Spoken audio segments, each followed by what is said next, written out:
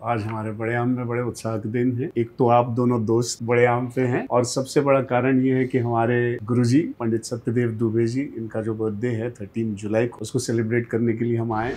पता नहीं क्यों इस साल 13 जून को ही मुझे लगा 13 जुलाई आ गई और मैंने दुबे जी के साथ एक बड़ी प्यारी फोटो शेयर कर दी सोशल मीडिया पे। हाँ, आई सॉ इट। तो है ना, दिमागी हालत थोड़ी हिल गई है। ऐसे मौके पे तुम अगर इनवाइट करो तो आप तैयार रहो, हम जो भी बात करने वाले हैं।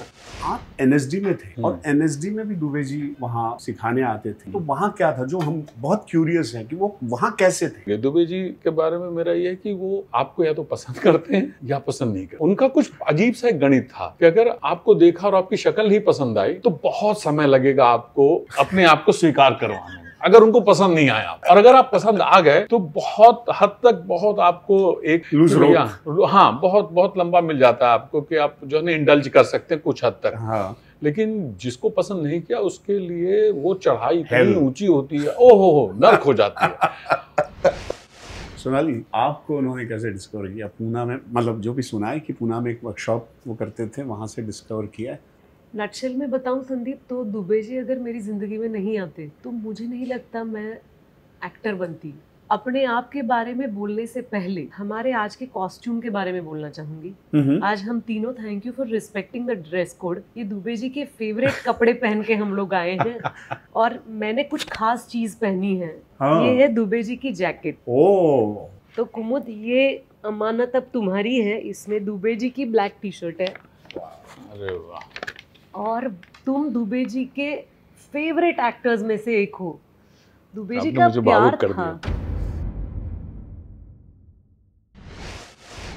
नमस्कार, कैसे हैं आप लोग? जिंदगी में कुछ हस्तियां ऐसी होती हैं कि अगर उनका काम देखो ना और रेट्रोस्पेक्टिवली उसको देखो तो ऐसे लगता है कि एक लाइफ टाइम में आदमी इतना काम कर सकता है। लेकिन ऐसी हस्तियां होती हैं और हम भाग्यवान थे कि हमारे गुरुजी पंडित सत्यदेव दुबे ऐसी हस्ती थी। उन्होंने 4-5 दशकों में इतने टैलेंट इंडस्ट्री को दिए, थिएटर इंडस्ट्री और फिल्म को, कि मतलब आप लिस्ट में भी नहीं लिख सकते, मतलब इंटरनेट भी उसको इनकॉर्पोरेट नहीं कर सकता, इतने लोग हैं। जैसे उदाहरण के तौर पे अमरीश पुरी साहब, अमोल पालेकर, चित्रा पालेकर, नीना कुलकर्णी, रत्ना पाठक शाह, सोनाली कुलकर्णी, कुमुद मिश्रा, मानव कौल, लिस्ट बहुत लंबी है। और मेरे भी गुरुजी रह चुके हैं। इन्होंने असंख्य हिंदी, मराठी और इंग्लिश में नाटक डायरेक्ट किए हैं, इंग्लिश और हिंदी नाटक को अडाप्ट किए हैं और बहुत सारे वर्कशॉप्स, मतलब इतने पैशन से करते थे कि वो एनर्जी, वो जोश अब भी हम में है। बस वही हमको क्या कहते हैं, हमको वो क्या कहते हैं, फोकस्ड रखता है। अच्छा, थिएटर पर्सनालिटी के अलावा वो एक माहिर स्क्रीन प्ले और डायलॉग राइटर भी रह चुके हैं।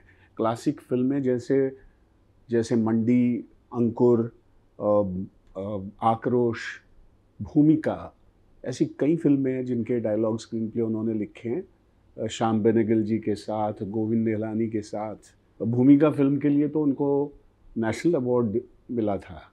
उनको संगीत नाटक अकादमी से भी उनको नवाजा गया है, संगीत नाटक अकादमी के अवार्ड से। 2011 में उनको पद्म भूषण से सम्मानित किया गया। तो ऐसे हैं ये हमारे पंडित सत्यदेव दुबे जी। 13 जुलाई को उनका जन्मदिन होता है, तो इस 13 जुलाई को हमने सोचा कि बड़े आम में उनको सेलिब्रेट किया जाए, उनको याद किया जाए। तो अब इतने सारे उनके शिष्य हैं, तो हमने कुछ एक शिष्य, हमारे जो दोस्त हैं कुमुद मिश्रा और सोनाली कुलकर्णी, हमने ये सोचा कि हम सारे उनके जो विद्यार्थी, उनके शिष्य हैं, उनके रिप्रेजेंटेटिव बनकर हम बड़े आम में आए और उनको सेलिब्रेट करें। तो आइए आप भी हमारे साथ सेलिब्रेशन में शामिल हो जाइए और हमारे दुबे जी को महसूस कीजिए।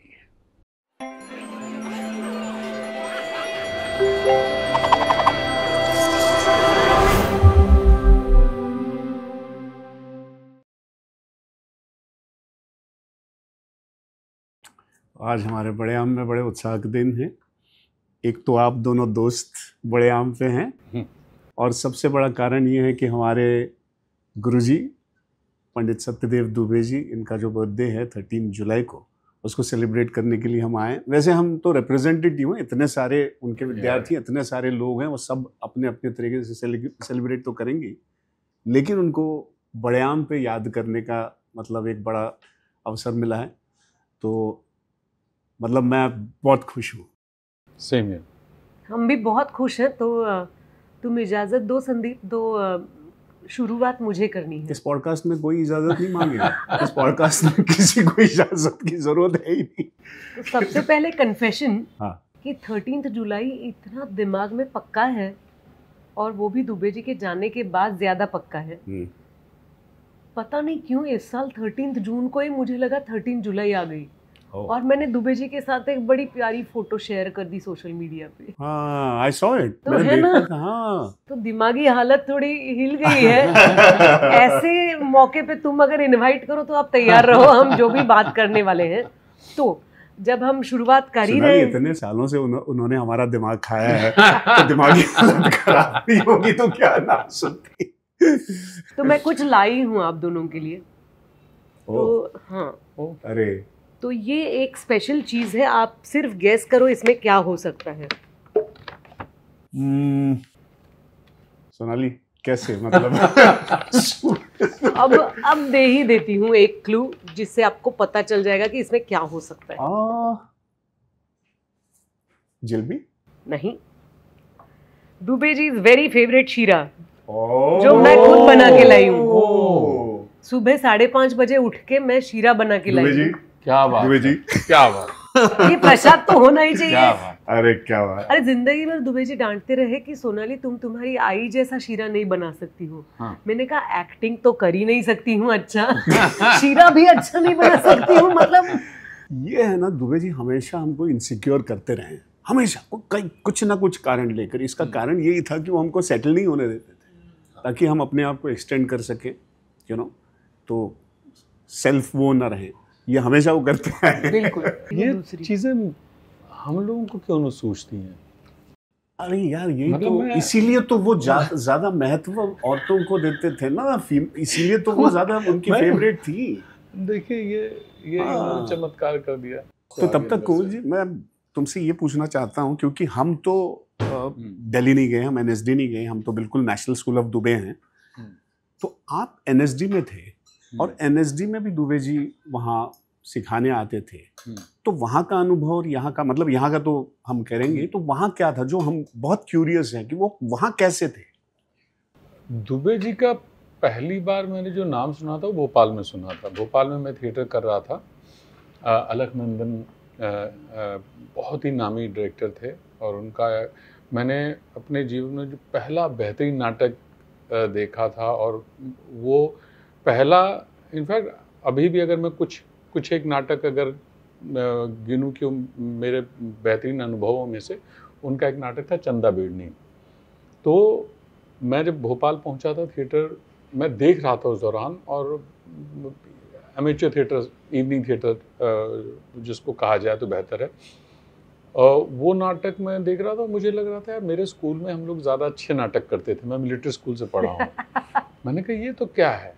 और फिर अचानक से एक दिन रविंद्र भवन में चंदा बेड़नी का शो लगा, और मैं वो देखने गया, और मुझे लगा ये तो मैजिक है।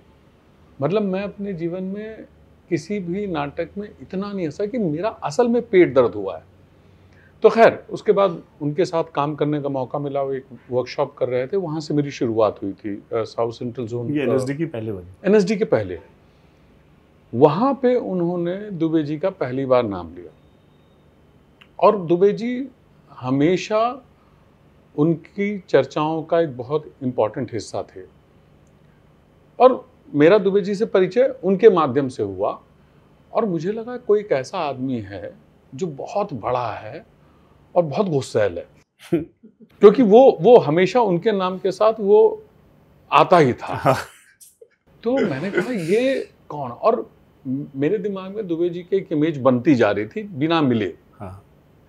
और जब मैं ड्रामा स्कूल गया, तो ड्रामा स्कूल में जैसे आप ताज़े स्टूडेंट होते हैं, और आप थोड़े बदतमीज़ भी होते हैं, और कुछ स्टूडेंट ऐसे होते हैं जो बहुत सवाल पूछते हैं, उनमें से एक मैं था।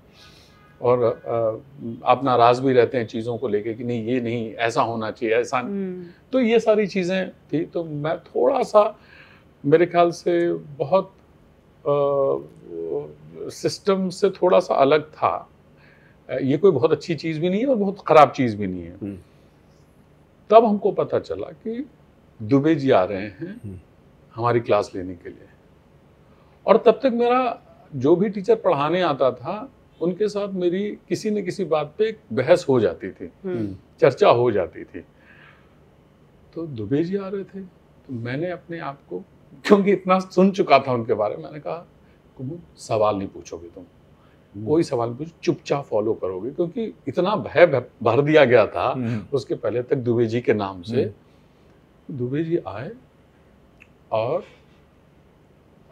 मतलब उनको देखते आपका, मुझे तो एक तरह का प्रेम हो गया। एक छोटा सा आदमी और गुस्सैल तो है। तो मैंने कहा नहीं, सिर्फ फॉलो करना है। और उन्होंने एक्टिंग क्लास लेनी शुरू की और पूरी क्लास में मैं बिल्कुल चुप। मैंने कहा जो कहते हैं फॉलो। और वो पहली जो एक्सरसाइज थी मेरी कि आप सिर्फ सुनो सामने वाले को और सिर्फ करो, आप अपना दिमाग मत इस्तेमाल करो। और दुबे जी भी बहुत इसके खिलाफ थे कि बहुत ज़्यादा दिमाग मत इस्तेमाल करो, सुनो पहले, जो उनका सुनने का एक बहुत। और पता नहीं क्या हुआ, मुझे लगता है कि उनको ये बात भी कहीं कनेक्ट कर गई। दुबे जी के बारे में मेरा ये है कि वो आपको या तो पसंद करते हैं या पसंद नहीं करते। करेक्ट। अगर उनका कुछ अजीब सा एक गणित था कि अगर आपको देखा और आपकी शक्ल ही पसंद आई तो बहुत समय लगेगा आपको अपने आप को स्वीकार करवाने में, अगर उनको पसंद नहीं आया आप। और अगर आप पसंद आ गए तो बहुत हद तक बहुत आपको एक वो मिलती है हाँ बहुत बहुत लंबा मिल जाता है आपको कि आप जो है इंडल्ज कर सकते हैं कुछ हद तक। हाँ। लेकिन जिसको पसंद नहीं किया उसके लिए वो चढ़ाई इतनी ऊंची होती है, ओहो नर्क हो जाती है। अच्छा, आपको समझ में नहीं आता है कि आप इस आदमी के अंदर कैसे जाएं, कैसे अपने आप को एक्सेप्ट कराएं। तो मैं तो चुप था और वो उन्होंने एक एक्सरसाइज के लिए खड़ा किया, जो मुझे, मेरी मेमोरी बहुत ख़राब है, पर एक एक्सरसाइज के लिए उन्होंने खड़ा किया और उन्होंने एक्सरसाइज कराई और मैंने की। और जब एक्सरसाइज ख़त्म हुई तो मुझे लगा कि भाई आज मैं जो है ना पहुंच गया हूँ दुबे जी के क्लोज। उसमें कुछ कहा नहीं उन्होंने से मुझे ऐसे देखा। मैंने कहा चलो अब ठीक है। और उसके बाद से फिर जो है ना, और क्लास में जो भी सवाल पूछता तो डांट खाता था, जो भी सवाल पूछता था। मतलब अच्छा सवाल बुरा सवाल बाद की बात है। हाँ। वो मतलब सवाल पूछा आपने और उन्होंने डांट दिया। हाँ। और हिंदी भाषियों से उनको बहुत तकलीफ थी, हिंदी भाषियों से, स्पेशली जो हिंदी भाषी जो मुंबई आते थे। हाँ। उनसे उनको बहुत तकलीफ थी, क्योंकि एक तो हिंदी भाषियों में, माफी चाहता हूँ, एक अजीब सा एरोगेंस होता है। वो एक नॉर्थ इंडियंस, हाँ, एक एरोगेंस होता है कि हमें पता है। और सबसे खराब जो हिंदी होती है या भाषा होती है वो हमारी ही होती है, क्योंकि हम लोग रीजन से आते हैं। मतलब मैं बघेलखंड से हूँ, कोई बुंदेलखंड से आता है, कोई बिहार से आता है, बिहार के भी रीजन से आता है। तो हमारे ऊपर जो बोलियों का जो असर होता है, तो बोलियों की वजह से हमारी खड़ी बोली बहुत हद तक शुद्ध नहीं होती है जब तक आप उस पर काम नहीं करते हो। और हम लोग काम नहीं करते हैं क्योंकि हमको ये लगता है कि हमें पता है, जबकि पता नहीं होता है। और वो दुबे जी को पता था। तो दुबे जी सबसे पहले तो आपकी भाषा पे आपको लताड़ते थे। तो एनीवे ये तो मैं बोलते जाऊंगा। तो खैर ये तो वो पहला परिचय था ड्रामा स्कूल में, पहला परिचय था उनके साथ। और उसके बाद मुझे लगा उनका स्नेह इसलिए लगा क्योंकि वो, उन्होंने बॉम्बे से मुंबई, उस समय बॉम्बे था, बॉम्बे से उन्होंने मुझे हॉस्टल फ़ोन किया एक ऑडिशन के लिए जो यहाँ पे हो रहा था। उनकी वजह से मैं बॉम्बे आया हूँ। तो मेरा पूरा जो करियर है वो दुबे जी की देन है। बॉम्बे आना उनकी वो थी। और नसीर साहब आए थे एक हमारे साथ काम करने के लिए एक्टिंग पे। तो फिर वही हुआ, दुबे जी के साथ में ये फॉर्मूला लेके गया कि सवाल नहीं पूछना है वो मैं नसीर साहब के साथ नहीं कर पाया। हाँ। तो नसीर सर अभी इनफैक्ट उनके साथ एक फिल्म में काम कर रहा था, और 2 लोग थे भोपाल में या एक्टिंग करियर में। दुबे जी के साथ ये था कि दुबे जी को मैंने सुना था भोपाल में, हाँ। दुबे जी के बारे में, और उनका एक वो बना था। नसीर साहब वन ऑफ द रीजंस थे मेरे इस फील्ड में आने के, वन ऑफ द रीजंस थे, और थिएटर को लेकर के वो हमेशा से वो मेरे वो रहे हैं। अब उस पर एक लंबी चर्चा हो सकती है। सोनाली, आपको उन्होंने कैसे डिस्कवर किया? पूना में, मतलब जो भी सुना है कि पूना में एक वर्कशॉप वो करते थे, वहाँ से डिस्कवर किया है। So how was your first discovery with him and he discovered? Can you just that's nutshell में बताऊं संदीप, तो दुबे जी अगर मेरी ज़िंदगी में नहीं आते तो मुझे नहीं लगता मैं एक्टर बनती, क्योंकि मेरा कुछ अलग चल रहा था। मैं अपने आप के बारे में बोलने से पहले हमारे आज के कॉस्ट्यूम के बारे में बोलना चाहूँगी। आज हम तीनों, thank you for respecting the dress code, ये दुबे जी के फेवरेट कपड़े पहन के हम लोग आए हैं, जीन्स और काले शर्ट्स या कुर्ते जी। और मैंने कुछ खास चीज़ पहनी है। हाँ। ये है दुबे जी की जैकेट। ओ, तो ब्लैक टी शर्ट तो है। अच्छा, दुबे जी ये स्मार्ट चीजें पहनते थे? हाँ, उनके पास एक ही जैकेट थी शायद। एंड हम लोग गए थे बैंकॉक। दुबे जी मेरे साथ आए थे बैंकॉक। तो उसकी कहानी तो बताएंगे, लेकिन जब वापस आए तो जैकेट उन्होंने बोला था कि ड्राई क्लीन करवा लो। तो ड्राई क्लीन करवा के मैं गाड़ी में रख के 2-3 बार पृथ्वी गई, उनसे मुलाकात हुई। मैंने कहा Dubey ji jacket, then he said रख लो तुम्हारे पास, जब ज़रूरत होगी तो मैं बताऊंगा।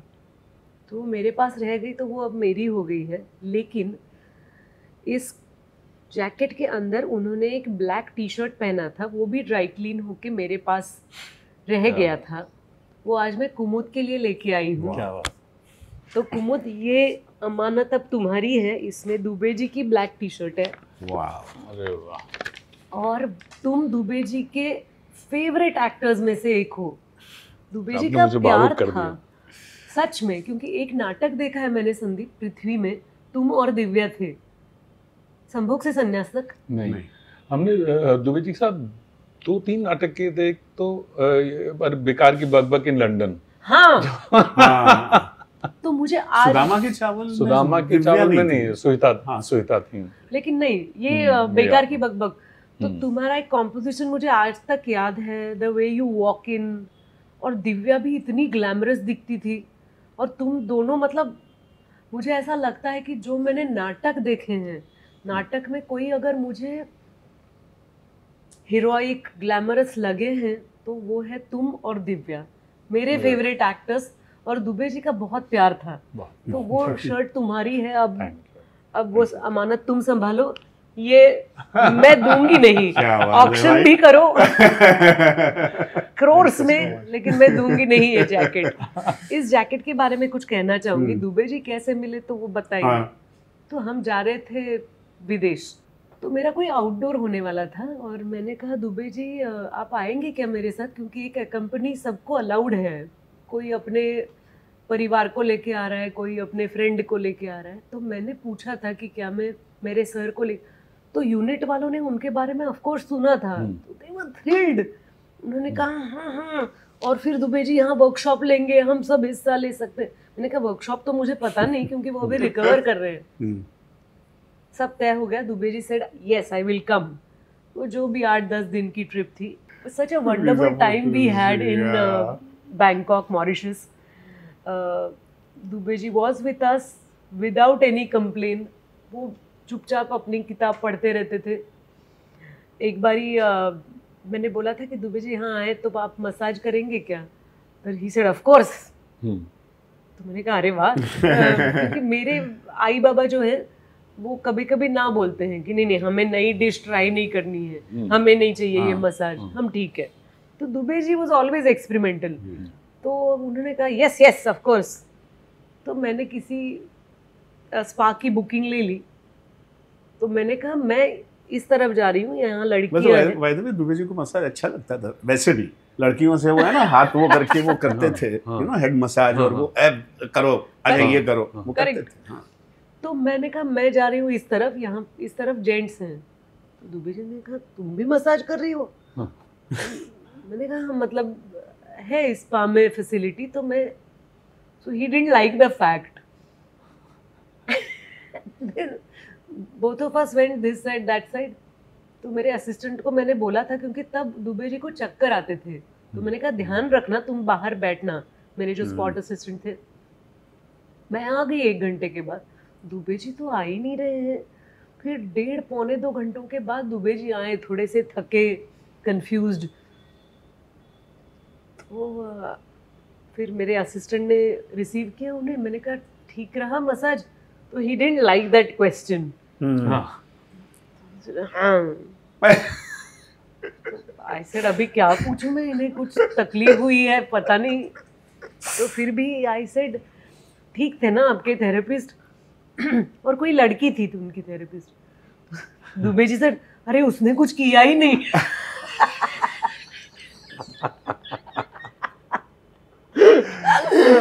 It was hilarious, I can't tell you.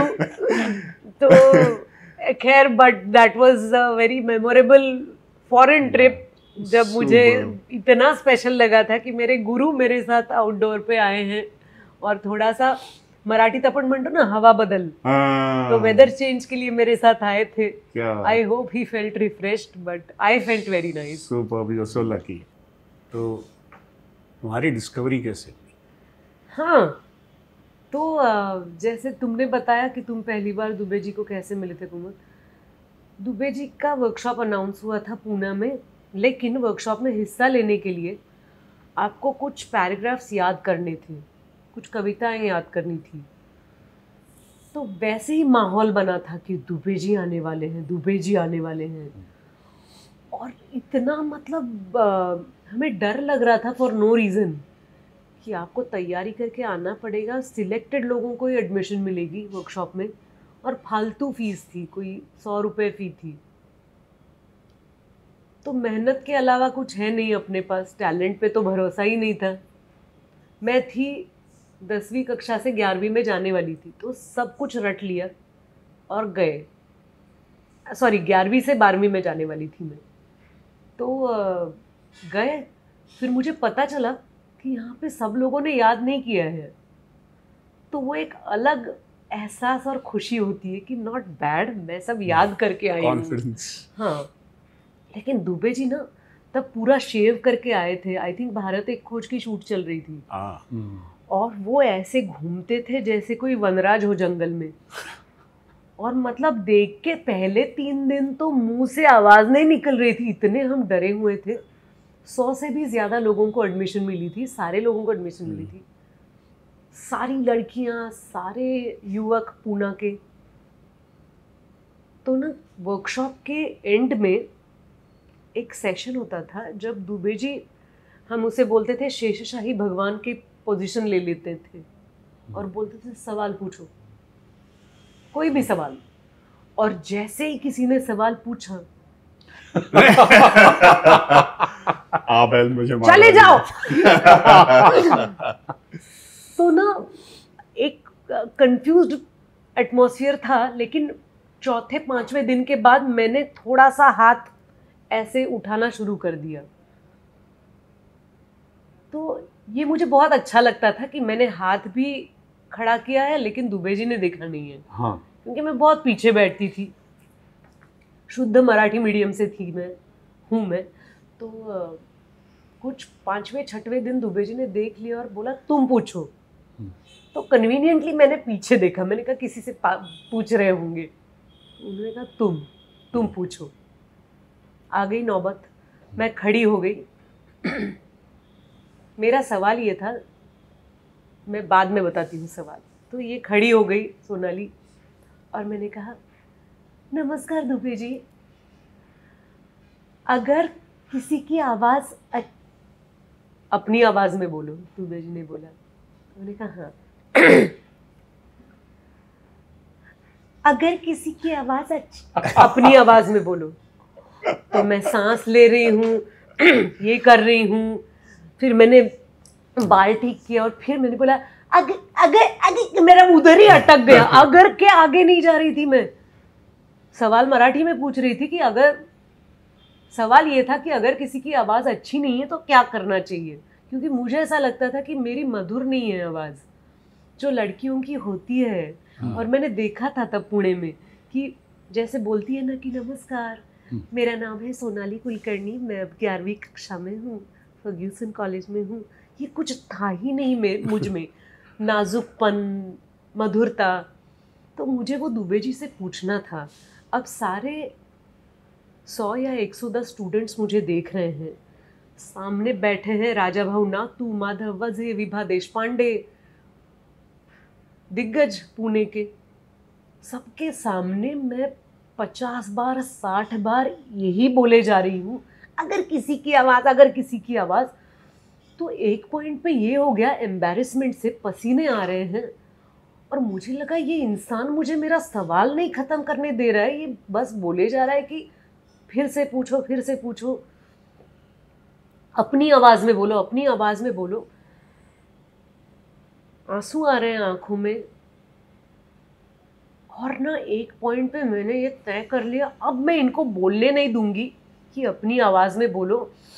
मैंने सांस ली और बोला अगर किसी की आवाज़ अच्छी नहीं है तो क्या करना चाहिए। तो उन्होंने बोला बस ये अपनी आवाज़ में बोलना चाहिए। क्या बात। मैं कभी नहीं भूलूंगी। और मुझे लगता है उस दिन एक सुर मिल गया कि बस अपनी पर्सनालिटी देखो ना, कोई रूप धारण करके जाना मतलब अभिनय करना नहीं है, खुद को ढूंढो। ये खोज है, एक अभिनेता के लिए ये खोज है कि तुम ही हो,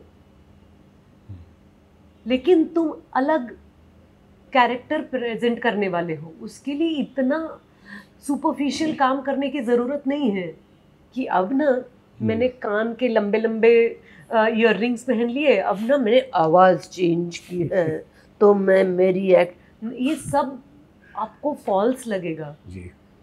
तो बहुत प्यारा फेज था मेरा, क्योंकि एक फिल्ड विथ कॉम्प्लेक्सेस वाला टीनेज था मेरा, क्योंकि हम मिडिल क्लास लोग, मेरे पास एक second hand third hand cycle थी, बाकी लड़कियां जो थी वो दिखने में खूबसूरत थी, रईस थी, उनके पास लूना थी, काइनेटिक होंडा थी, अच्छे अच्छे कपड़े थे। लेकिन धीरे धीरे दुबे जी ने ये जो हमारा यूनिफॉर्म लाया, हमने जो प्रोग्राम किया उस वर्कशॉप के एंड में 2 साल के बाद, आयुष्यात पहिले अंदाज, तो हमारा ये यूनिफॉर्म था, सब लोग जीन्स और ब्लैक टॉप पहनने वाले थे, तो हम समान हो गए। और अलग क्या रह गया, तो हमारी पर्सनैलिटी और हमारी performance. But he always said, you know, ये मैंने सुना है उनसे, he says theatre is always black because it's a black space जहाँ पे आप लाइट से उसको वो करते हो और एक्टर को उभारते हो।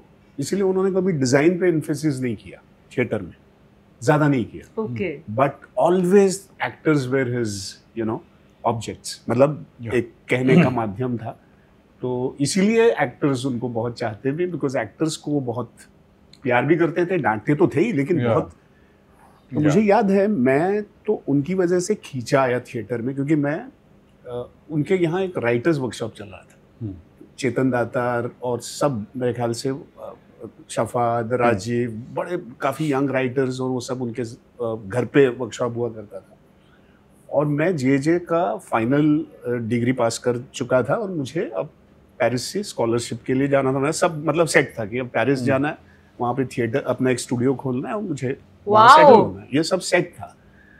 तो चेतन मेरा दोस्त था पहले से, मैं इंटर कॉलेज वगैरह करता, तो चेतन ने कहा चल छुट्टी है तो आ जा, ऐसे दुबे जी है हमारे वो। तो मैंने उनका नाम सुना, कभी देखा नहीं था, मिला नहीं था उनसे, तो मैं पहली बार गया।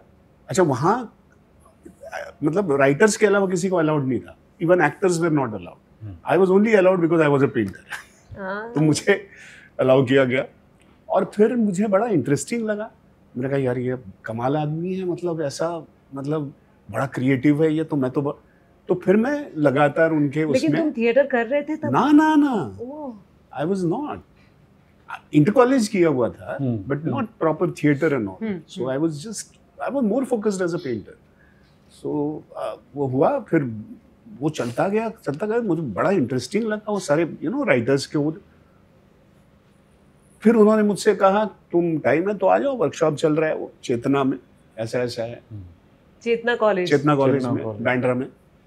तो मैं वर्कशॉप भी चला गया, तो फिर बस वहाँ पे वो करता रहा और मुझे पता ही नहीं चला when I was sucked into theatre.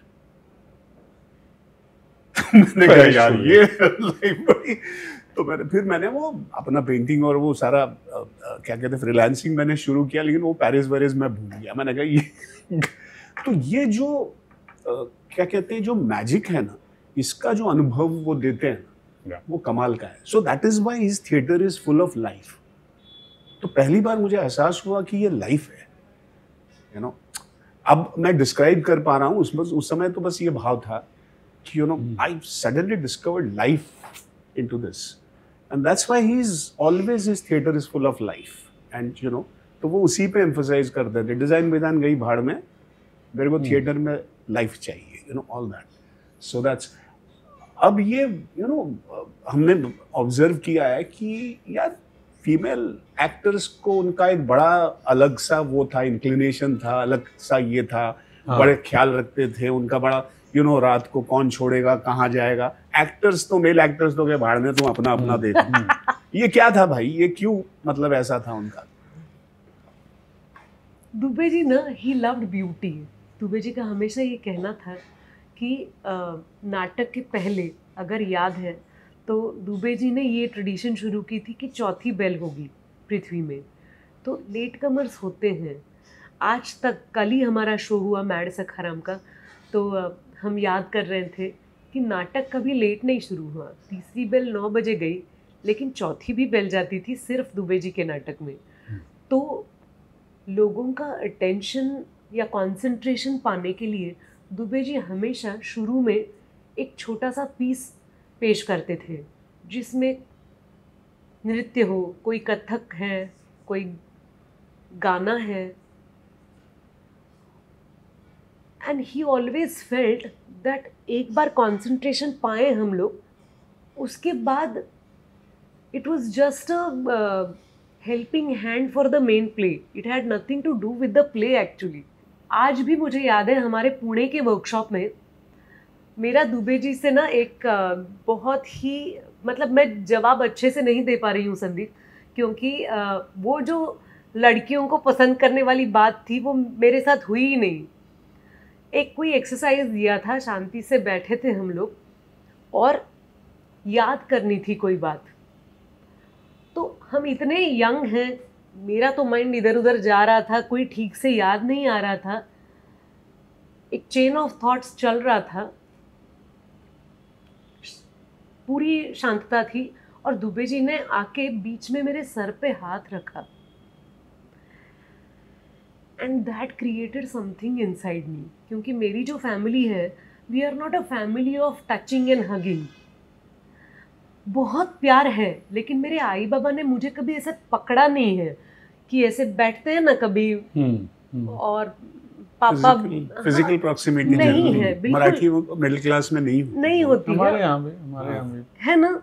तो आजकल बड़ी पप्पियां झप्पियां होती हैं, और बच्चे, अभी मेरी बेटी फोन पे बोलती है okay I bye bye I love you. अभी हर एक फोन पे क्या आई लव यू बोलना है, मुझे अभी तक नहीं आता है वो, लेकिन तब तो बिल्कुल ही आता नहीं था। और वो जो हाथ था मेरे सर पे, I was craving for it probably.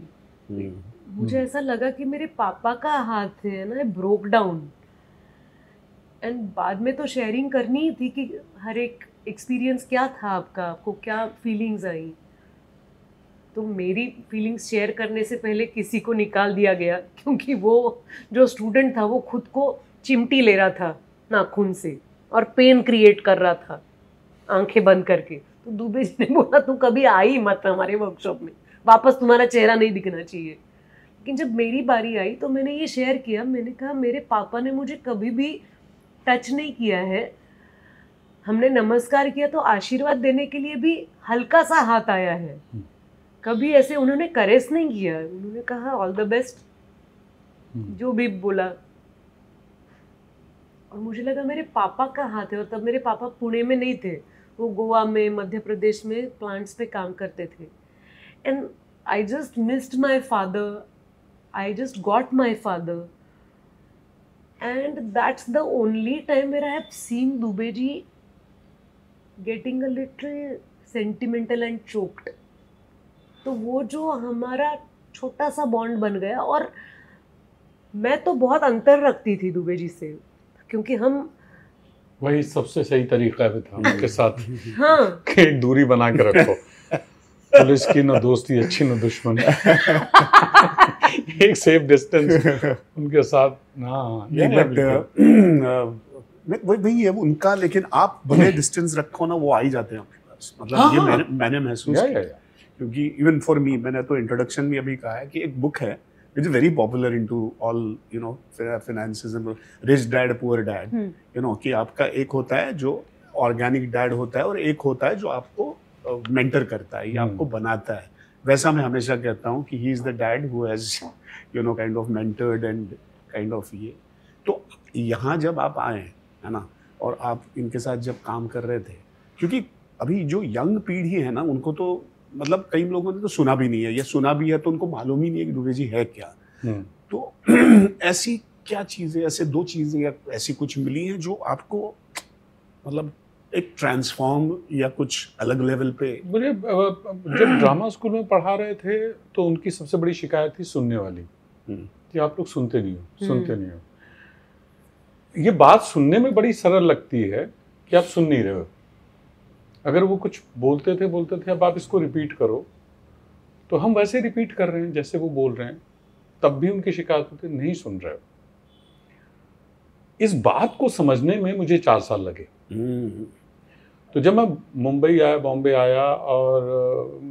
आया और पीएमजीपी कॉलोनी है अंधेरी ईस्ट में, जोगेश्वरी अंधेरी, तो वहाँ पे मैं सामान लेके, संजय हमारे मित्र हैं, क्लासमेट है, संजय झा के पास आया था, और वो चले गए थे गांव, कुछ मिसकम्युनिकेशन हो गया, और मैं वहाँ खड़ा था। दुबे जी ने कहा तो मेरे घर आ जाना, वहीं रुकना।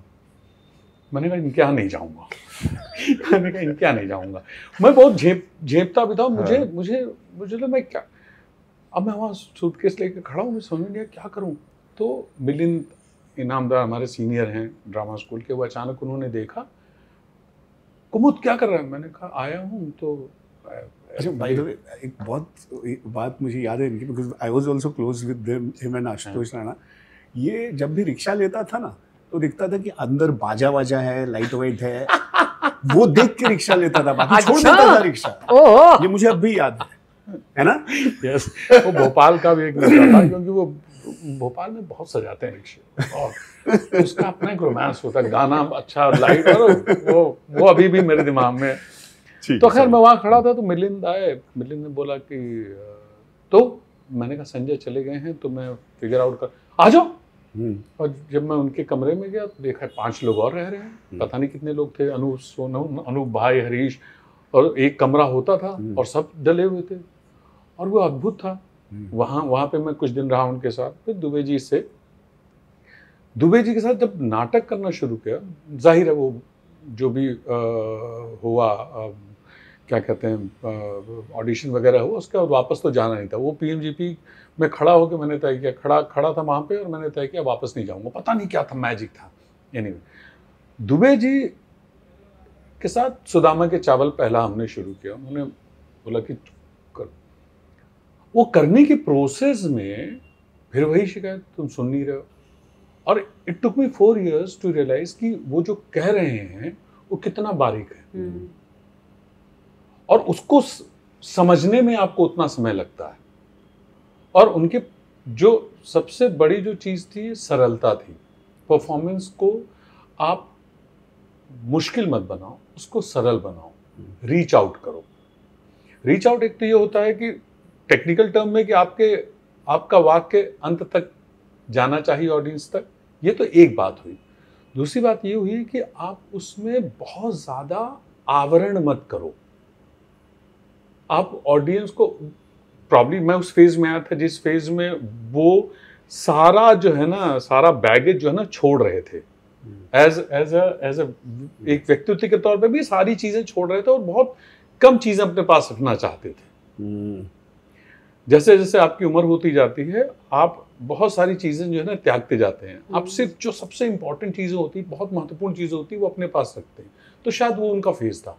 तो जब वो अभिनय भी पढ़ा रहे थे तो वो सरलता के उस पर पहुंच गए थे जहां पे वो, जैसे नसीर साहब को अगर आप सुनेंगे अभी, तो जो अभिनय का जो अभी अप्रोच जब वो बात करते हैं तो उसमें एक सरलता है जिसका यंग एक्टर उसको लेकर के कंफ्यूज भी हो सकता है, वो एरोगेंट भी हो सकता है कि उसको लगता है कि जैसे दुबे जी कह रहे हैं कि बहुत बेसिक चीजें बता रहे हैं और वो बेसिक चीज है जो हम नहीं कर पाते हैं, जो नसीर साहब भी कहते हैं वो हम नहीं करते हैं। हम बहुत सारी चीजें अपने उसमें अभिनय में, तो उनका जो वो था, तो जो यंग एक्टर्स आते थे उनको लगता था यही एक्टिंग है और उनको बहुत जल्दी गलतफहमी हो जाती थी कि हम तो पहुंच गए हैं वहां।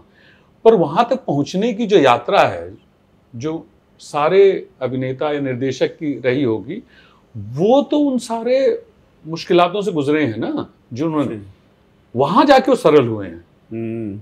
तो वो जब मैं दुबे जी के साथ काम करना शुरू किया या उनके साथ मौका मिला काम करने का दोबारा से मुंबई में, तो वो एक चीज थी जहां पे मुझे पहली बार मैंने भाषा का मैजिक डिस्कवर किया, भाषा को डिस्कवर किया और मराठी थिएटर को डिस्कवर किया। उनकी हमेशा हिंदी भाषण से शिकायत रही कि अब वो अभी भी है कि तुम लोग जो है ना बहुत एरोगेंट हो, तुम रीच आउट नहीं करते हो। और हम नहीं रीच आउट करते हैं, हम नहीं रीच आउट करते हैं। तो उनके चक्कर में, अब मराठी थिएटर के बारे में मैंने भोपाल में बहुत सुना हुआ था, इस संस्कृति के बारे में बहुत सुना हुआ था, क्योंकि अलकनंदन जब दुबे जी की चर्चा करते थे तो उसमें जाहिर है मराठी। और दुबे जी का सबसे बड़ा जो एक वो था, मैं बहुत तेजी में बता रहा हूँ, कि वो किसी को बांध के नहीं रखते थे और उनके अपने तरीके होते थे आपको भगाने के। वो एक तो उनको ये नहीं पसंद था कि कोई उनको गुरु माने, कोई उनकी मतलब बहुत श्रद्धा, उनको तकलीफ होती थी, मतलब गलती से भी चरण छूने गए तो तकलीफ होती थी। बहुत रेयर लोगों को वो मौका मिलता था कि वो छूते थे, लेकिन उनको मालूम होता था कि इसलिए छू रहा है कि बस छू रहा है, ये इस दिखा नहीं रहा है। उनको प्रदर्शन नहीं पसंद था, किसी भी तरह का प्रेम का प्रदर्शन को नहीं पसंद था। प्रेम महसूस कर रहे हो, वो कम्युनिकेट हो जाएगा। वही अभिनय में था उनके, कि आप उसको महसूस करो। Well said. You don't have to show it, आप दिखाओ मत, आप वाक्य को उसके अर्थ के साथ कम्युनिकेट कर दो, भाव पहुंच जाएगा। ये मैंने उनके साथ काम करते हुए सीखा। कितना कर पाया हूं वो तो अभी भी यात्रा चल रही है, लेकिन ये बहुत ही कमाल की चीज थी। दूसरी चीज, सॉरी, ये अचानक याद आ गया कि वो बहुत अपनी स्पेस को लेके बहुत पॉजिटिव थे और वो स्पेस अद्भुत थी। उनका घर कलानगर, आप जाते हो, जब मैं उनके घर पहली बार गया तो देखा। अच्छा, उस स्पेस को आप ठीक नहीं कर सकते, नहीं जैसी है वैसी रखो। हाँ, तो वो एक दीवार पे किताबें हैं, पूरा हॉल खाली है, रात कुर्सी है, उनका जो बेडरूम है नीचे गद्दा है, चीजें बिखरी है और धूल की परत है पूरी स्पेस में। जब आप बोलते बैठ जाओ, कहाँ बैठे, तो आप सोचते हो कि कहाँ बैठ जाए, कौन सी वो जगह है। और किचन में जाओ तो पूरा फ्रिज खाली है, आप ब्रेड मिल जाएगा, मक्खन जरूर रहता था। और वो पहले ही बोलते थे कि जलेबी और केला, जलेबी, ब्रेड, मक्खन, ये उनका। हाँ, दूध और दूध पैकेट खोल के सीधे टेट्रा पैक। तो मैं जब उनके घर में पहली बार गया तो मैंने कहा, अरे ये कैसे रहते हैं। तो एक दो बार जाने के बाद वो रहते नहीं, चाबी थी मेरे पास, तो वो घर में जब नहीं हुआ तो मैं एक दिन गया और मैंने पूरा घर साफ किया, पूरा घर। मैंने कहा कि यार ऐसे तो नहीं हो सकता है।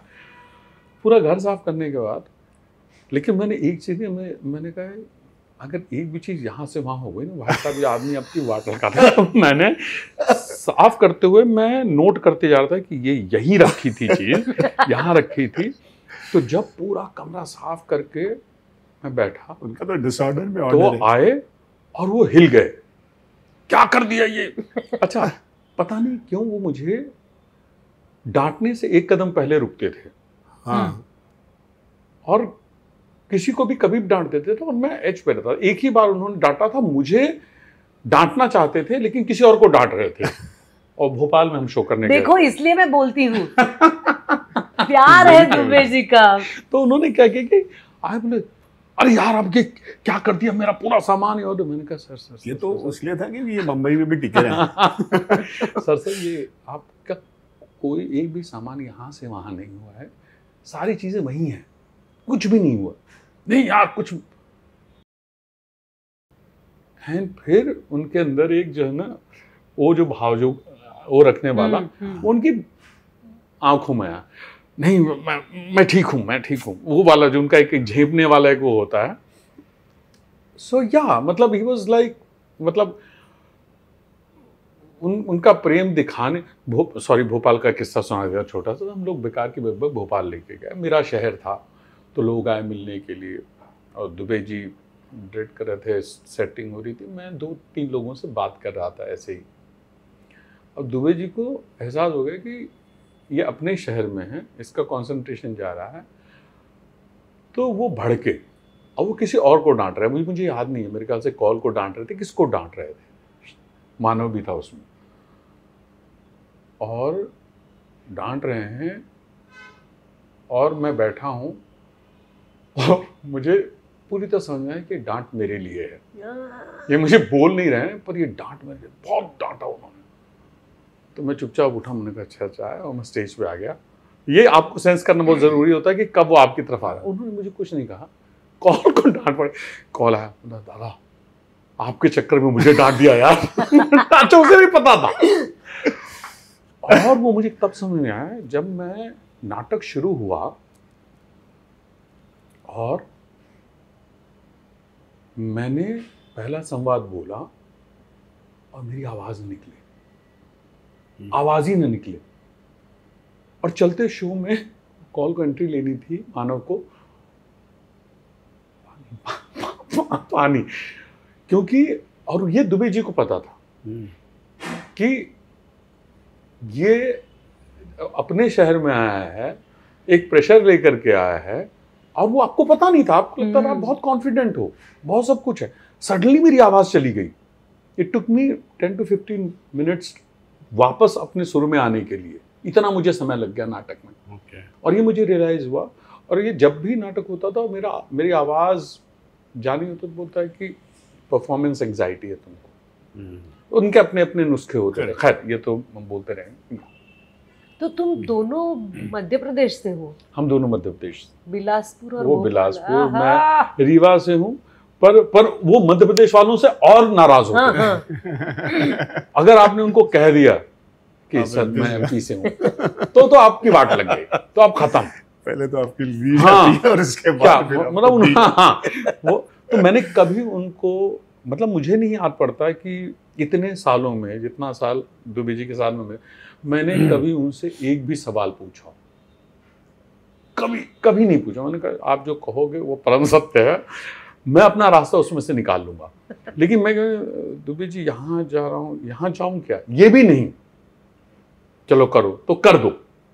उनको सबसे अच्छा ये लगता था कि आप एक्शन लो, आप बाद में सरेंडर करो, और सरेंडर करो। तो इसीलिए उनको दूर से दिखता था कि इसके अंदर एक रेजिस्टेंस है, और अगर रेजिस्टेंस आ गई तो आपको जब तक तोड़ नहीं देंगे। जैसे आप कहते हो कि उनका महिलाओं के प्रति एक अलग से स्नेह था, लेकिन जब उनको लगता था कि चीज नहीं बन रही, तो वो जो चिल्लाते थे, तब वो ये फर्क भूल जाते थे कि महिला है या ये पुरुष है, लड़का है लड़की है। ब्रेक थ्रू तो देना ही होता है। हाँ। ना, फिर वो सामने वाले को, अगर सामने वाला डेडिकेटेड जो भी है, अपना विदिंग है।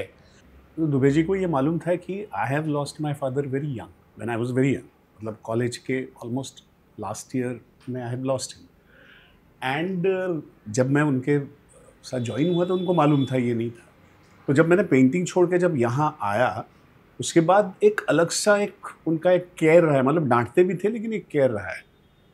लेकिन सबसे बड़ा ब्रेक थ्रू उन्होंने लाइफ में दिया, जिसकी वजह से मैं जो भी हूँ आज हूँ, ये था कि वो जब सिखा रहे थे वो डांटते थे और अलग से मुझे डांटते थे और कहते थे कि मैं जो कह रहा हूँ तेरे को समझ में नहीं आ रहा है। मैंने कहा नहीं, समझ में तो आ रहा है, तो फिर दिखता क्यों नहीं है तेरे? मैंने कहा मतलब? तो ऐसे कई दिन चलता रहा। अरे यार, वो बहुत फ्रस्ट्रेट होते थे, यार आंखों में दिखना चाहिए, तेरे चेहरे पे तो कुछ तो दिखना चाहिए, मैं मतलब तेरे को समझ में आ रहा है नहीं आ रहा है? मैंने कहा सर समझ में तो आ रहा है, आपने जो ये है। अब दोनों मतलब मैं भी परेशान, ये क्या हो रहा है। एक दिन पता नहीं फिर उनका कुछ फोन आया, उन्होंने कहा संदीप आजा, मैं समझ गया हूँ तेरा क्या प्रॉब्लम है।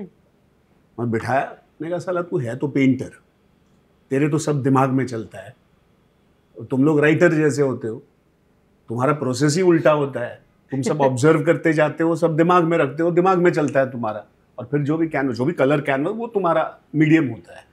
लेकिन ये थिएटर मीडियम है ना, यहाँ पे प्रोसेस उल्टा है, ये आप अंदर से बाहर निकालते हो। क्या बात। और ये दिखता है तभी तो थिएटर होता है, तभी तो वो होता है।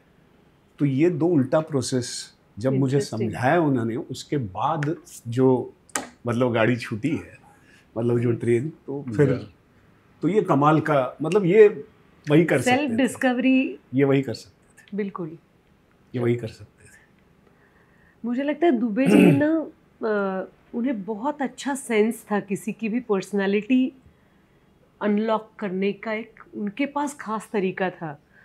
What I am remembering is, जो मैंने जिक्र किया था अभी, आयुष्यात पहिल्यांदाच नाम का एक पोएट्री प्रोग्राम था हमारा, उसमें दुबे जी ने हर एक की पर्सनालिटी अनलॉक की थी, आपका एटीट्यूड क्या है।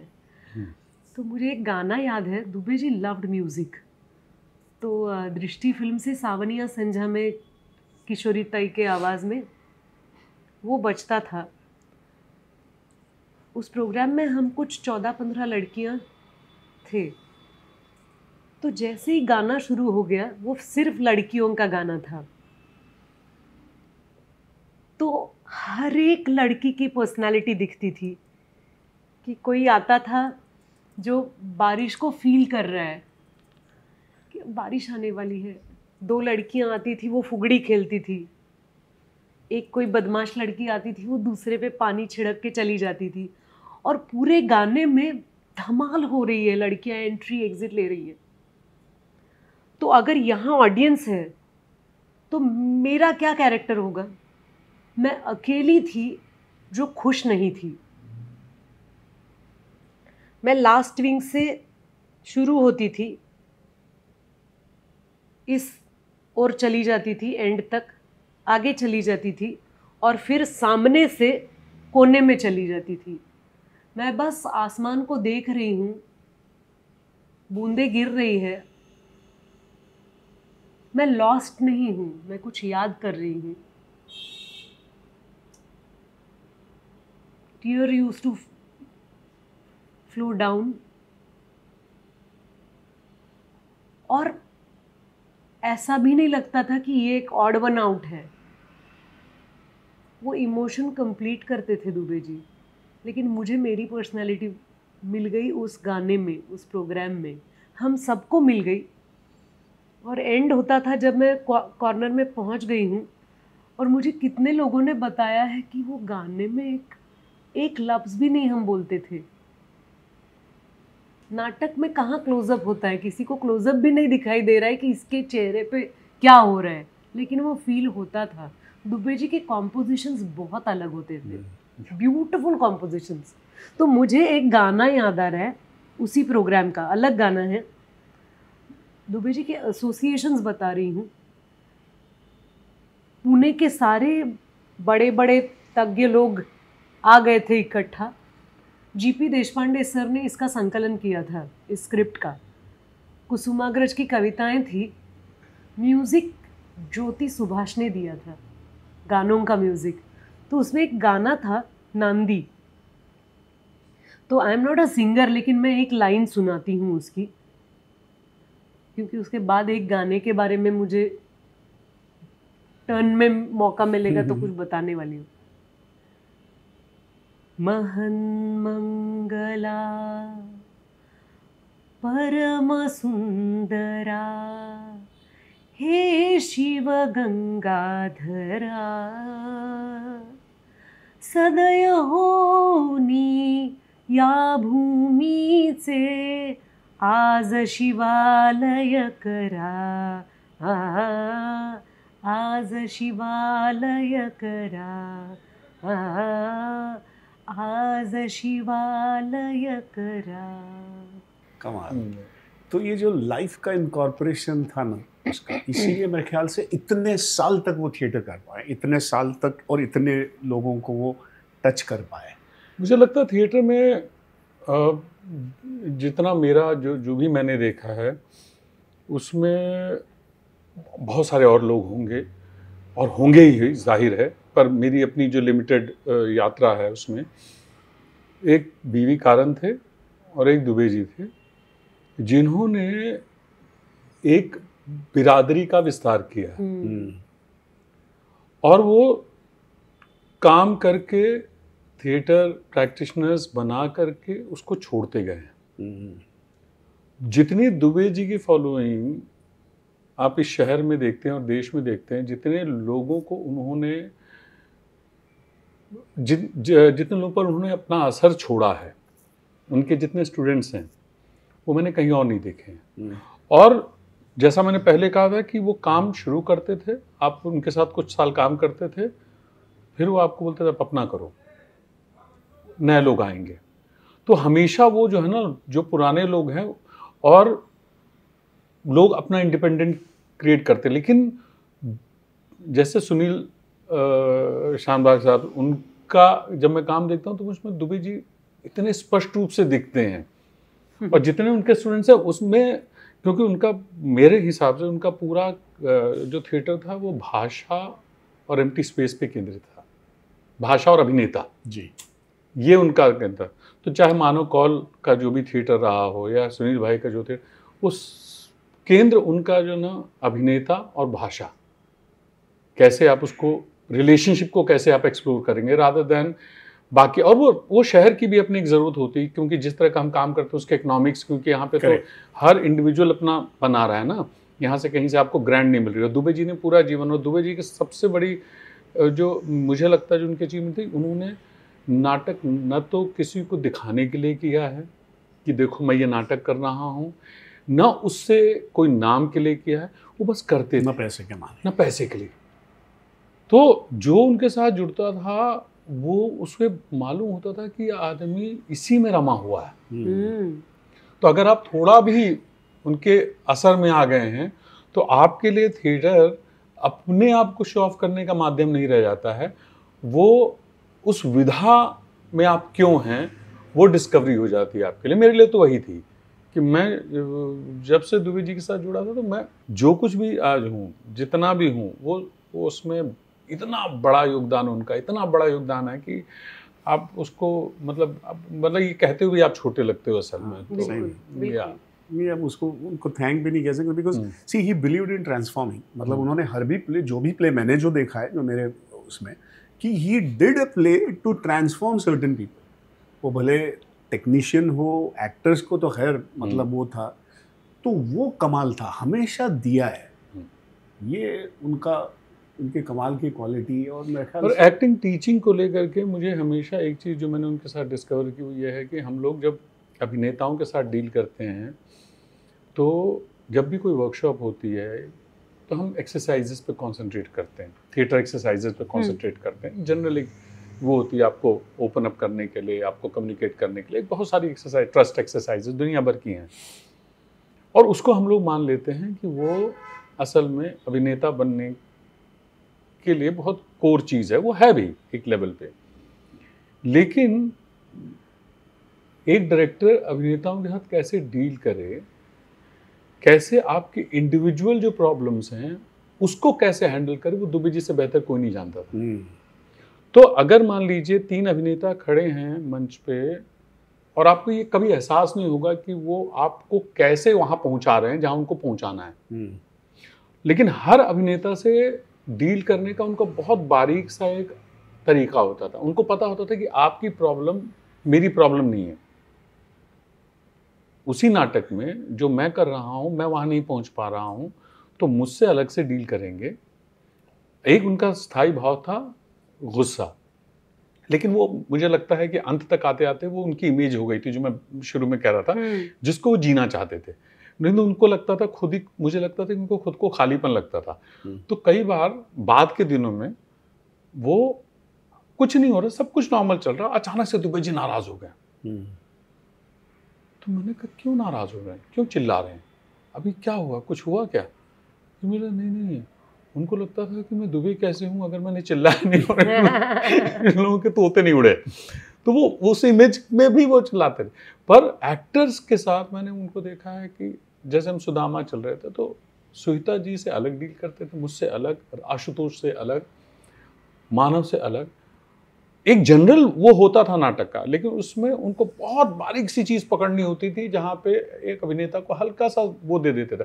अब वो हमारे पास भी हमको भी सक्षम होना पड़ेगा। जैसे कि कई बार टीचर आपको बता रहा है, लेकिन आप में वो काबिलियत नहीं कि आप उसको अभी समझ पाए, पर वो बात आपके अंदर अगर घुस गई है तो 5 साल बाद उसका रिजल्ट मिलेगा। एब्सोल्युटली।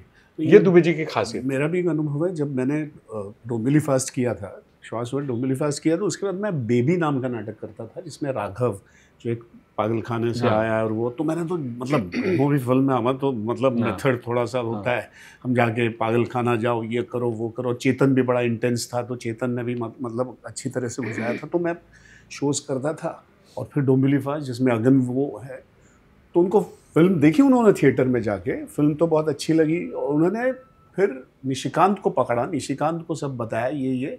उसके बाद फिर मुझे उन्होंने मतलब डांटा, मतलब फिल्म बहुत अच्छी तारीफ हो रही थी, मुझे डांटा, मुझे कहा अब ऐसे रोल दोबारा अभी इमिडिएटली मत करना, अभी तुमने बेबी किया, यार तुम्हारा चेहरा देखो, तुम्हारा चेहरा ऐसा ट्रबल्ड दिखता है, बड़ा ये दिखता है, तुम क्यों मतलब कई बार वो जो इंटेंसिटी जो अंदर एक ऑर्गेनिकली घुस जाती है, आप उससे बाहर नहीं निकल पाते हो कई बार, बिकॉज अब तो हम मैच्योर्ड हो गए, अब सीजन भी हो गए, बहुत अनुभव का भाग है, बट जब आप शुरू में होते हो तो ये जो पर्सनल लाइफ में भी वो आपकी जो मतलब क्या कहते हैं, मदद करते हैं या दिशा दिखाते हैं, वो भी कमाल का है। मतलब that's why you can not, he is a part of our life even if he is no more. मतलब वो आप मुझे तो डेफिनेटली लगता है कि मुझे मैं बिल्कुल खड़ी नहीं हो पाती अगर दुबे जी मेरी ज़िंदगी में नहीं आते। बहुत अच्छा लगता खुद के कॉम्प्लेक्सेस को ग्लोरीफाई करना, अपनी कमियां जो होती हैं उनके लिए फील करना कि अरे यार वो तो कितनी बड़े बाप की बेटी है, मैं तो सिंपल ख़ानदान से हूँ। ये सब बहुत अच्छा लगता ग्लोरीफाई करना। लेकिन दुबे जी ने वो हटा दिया सब। उन्होंने कहा आ जाओ ना, मतलब कहानी बताओ। मैं बार बार कहती रहती हूँ, MIG में मिले थे हम लोग, MIG का तो जिक्र होना ही चाहिए, जैसे तुमने कलानगर का उनका अड्डा है, वो अड्डा है। मैं राह देख रही थी, उन्होंने बोला था कि 5 बजे आ जाओ, तो कुछ हुआ था लाइफ में, ब्रेकअप या कुछ तो हुआ था। पूरी कहानी दुबे जी को बतानी थी, बहुत दिनों बाद मैं दुबे जी से मिलने वाली थी, तो मैंने पोज ही ले ली थी। MIG के गेट के बस अंदर वहाँ मैं बैठी थी और दुबे जी को देखा, और मेरे मन में म्यूजिक बजने लगा कि दुबे जी आए। अब मैं शुरू होने वाली हूँ तो दुबे जी ने सेंस किया, ये बांध फूटने वाला है। दुबे ने कहा देखो कुछ अच्छा हुआ है तो बताओ, मुझे रोने वाली हीरोइन से अच्छी नहीं लगती। ये सब बताना था कि कैसे मुझे फंसाया गया, मैं कितनी बेचारी हूँ, कुछ नहीं बता पाई मैं। मुझे सब याद कर करके बताना पड़ा कि और ये नाटक हुआ, वहाँ मैंने ट्रैवल किया, ये शूटिंग हुई, और बाद में मुझे पता चला एक्चुअली मैं तो खुश हूँ, अच्छा चल रहा है काम। I know. तो जैसा हमको मालूम है, हम मतलब हमने बात भी की है कि दुबे जी इतने साल थिएटर को सस्टेन कर पाए बिकॉज वो इकोनॉमिकली उनको एक मालूम था कि कैसे उसको सस्टेन करे, कैसे शोज़ करे, कहाँ करे, और कुछ शोज़ होने के बाद वो बंदी कर दे ताकि अगला कुछ आए, अगले लोगों को कुछ मिले, वो वाला उनका था। अब आप जब थिएटर प्रोड्यूसर हो गए, अपना एक थिएटर ग्रुप है, आप कर रहे हो, शोज़ कर रहे हो, तो क्या फ़र्क लगता है और कैसे महसूस हो रहा है कि इसको सस्टेन करने में, शोज़ करने में क्या प्रॉब्लम? जैसे सोनाली भी तो प्रोड्यूसर हो गई हैं, वो भी शो कर रही हैं, बट आपके इतने सारे प्लेज़ चलते रहते हैं, तो हाउ डू यू? उसमें थोड़ा सा मैं उस मामले में थोड़ा अराजक हूँ। तो मैं तो चूंकि डायरेक्टर नहीं हूँ, तो हम लोग डायरेक्टर्स दोस्तों को ही बुलाते हैं, उन्हीं से डायरेक्ट करवाते हैं और आपस में ही करते हैं, या कहीं से बाहर से हम डायरेक्टर हायर करते हैं और बोलते हैं आइए आप हमारे साथ काम कीजिए। क्योंकि मुझे लगता है कि एक अभिनेताओं का समूह है, यंग एक्टर्स हैं, कुछ सीनियर एक्टर्स हैं, मिल मिला करके हम लोग काम करते जाते हैं। इकोनॉमिक्स अभी भी हम वो मानव ने बहुत अच्छा किया है। मानव असल में जिस तरह से मानव के साथ, क्योंकि मेरा बहुत लंबा एसोसिएशन रहा मानव के साथ काम करने का, या सुनील भाई के साथ काम करने, उसमें तो सर हम सब साथ थे। तो मानव का थिएटर ट्रू सेंस में दुबे जी का रिफ्लेक्शन है। अच्छा। इकोनॉमिक्स में वो बहुत कंट्रोल्ड, उसका भी कंसंट्रेशन भाषा और परफॉर्मेंसेस है उसके नाटकों का। जो सेट है वो मिनिमलिस्ट होता है। जब हम नाटक करते हैं तो हम कई बार इंडल्ज कर जाते हैं, कोशिश हमारी वही होती है कि उसमें केंद्र में अभिनेता रहे। पर आद्यम के लिए हमने एक नाटक किया जहाँ पे उनकी डिमांड ही होती है कि आपको सब कुछ लार्जर देन लाइफ बड़ा चाहिए, तो उस चक्कर में हम लोग काफ़ी फैल गए, उनके पास बजट था। बट जब हम करते हैं तो हमारा केंद्र अभी भी यही होता है कि अभिनेता हूँ और जो टेक्स्ट है वो है। तो इकोनॉमिक्स कई बार हिल जाती है। हमने एक नाटक किया जिसमें बहुत ज़्यादा खर्चा कर दिया, फिर आपको रियलाइज़ होता है, तो आप सीखते जाते हैं कि कैसे, क्योंकि अगर आपको थिएटर को सस्टेन करना है, लंबा सस्टेन करना है, तो आपको इकोनॉमिक्स वर्क करनी पड़ेगी, आपको उस पर ध्यान देना। और मेरा मानना ये है कि मैं जब थिएटर कर रहा हूँ तो वो थिएटर है, उसका मेरा पर्सनल इंटेलिजेंस नहीं है, न मेरी उसकी महत्वाकांक्षा कभी रही है कि ये मुझे कुछ और देगा। इसकी जो कुछ भी प्राप्ति है वो मेरे अपने ग्रोथ के लिए है, as a person, as an actor, जो भी अपनी ग्रोथ है, और जो मेरे साथ जो टीम खड़ी हो रही है उनके साथ उनकी जो ग्रोथ है, तो वो वहीं से आया है basically. Your experience of producing play? एक तो अच्छा लगता है कि ऐसे पोजीशन पे खुद को ला पाए हैं जहाँ पे हम नाटक निर्माण कर सकें, क्योंकि as an actor you are pretty dependent कि डायरेक्टर बताएंगे और आप करेंगे। फिल्मों में, नाटक में फिर भी एक रिसर्च है, लेकिन किसी नाटक को सपोर्ट करने की जो खुशी है वो अलग है। Support in the sense financially, क्योंकि एक्सपेरिमेंटल नाटक करना ये स्पेस ही बहुत अलग है। यहाँ पे संशोधन है, यहाँ पे आदान प्रदान है विचारों का, यहाँ पे ऑडियंस से एक्सपेक्टेशन है, ऐसा नहीं है। और फिर दुबे जी भी साथ है। दुबे जी तो साथ है ही, इसके लिए अच्छा लगता है कि ऐसा नहीं है कि कुछ पेश करने वाले हैं, आओ हंसो चले जाओ, सपोर्टिंग फिल्म, थॉट लेके जाओ, कुछ हम कहने वाले हैं जो हमें कहना है। तो ये बड़ा पावरफुल लगता है कि हम जिंदगी का हिस्सा हैं। ऐसा नहीं है कि हम बस अय्याशी कर रहे हैं पैसे कमा के, वजह है जीने की, क्योंकि हम कोई भी ऐसे नहीं है जो आर्ट को लेके बैठ गए हैं दारू के ग्लास लेके कि अभी चलो कला पे बात करते हैं। ऐसा नहीं होता है। हम अप्लाई करते हैं खुद को, हम काम करते रहते हैं, उसी से हम ढूंढते रहते हैं। कहाँ हमने कोई व्याख्या ढूंढी है या कोई किसी चीज़ का डिसेक्शन किया है, ऐसा नहीं होता है। हम सबके साथ हैं, तो जब हम खुद को अप्लाई कर रहे हैं तो मुझे तो लगता है कि 4-10 हार्ट्स माइंड्स छूते हैं हम लोग। हम कलाकार हैं और मुझे लगता है कि ये धर्म हम आगे ले जा रहे हैं, ये बहुत अच्छी बात है, क्योंकि we do matter. I think Dubey ji के लिए इससे बड़ी खुशी की बात क्या हो सकती थी। तो मेरे ख्याल से आज बड़ा मज़ा आया, बड़ा मतलब क्या कहते हैं, बहुत सालों बाद, महीनों बाद दुबे जी को याद किया, लेकिन उसका भी एक अच्छा कॉन्टेक्स्ट रहा है।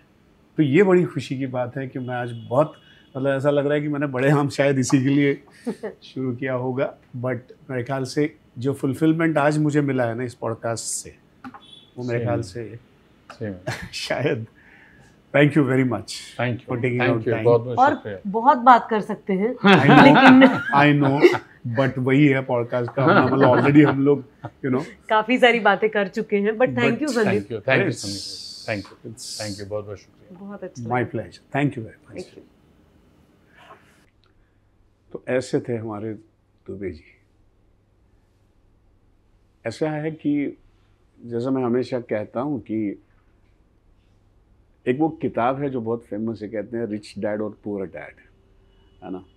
तो एक होते हैं जो अपने पिता होते हैं, लेकिन दुबे जी हमारे ऐसे पिता थे जिन्होंने हमेशा हमको ज़िंदगी में राह दिखाई है, हमको राह पे रखा है, हमको फोकस्ड रखा है। तो बस इसी तरह वो हमारे साथ रहेंगे और उनका काम, उनकी जो प्रेरणा है वो हमारे साथ कायम रहेगी। धन्यवाद।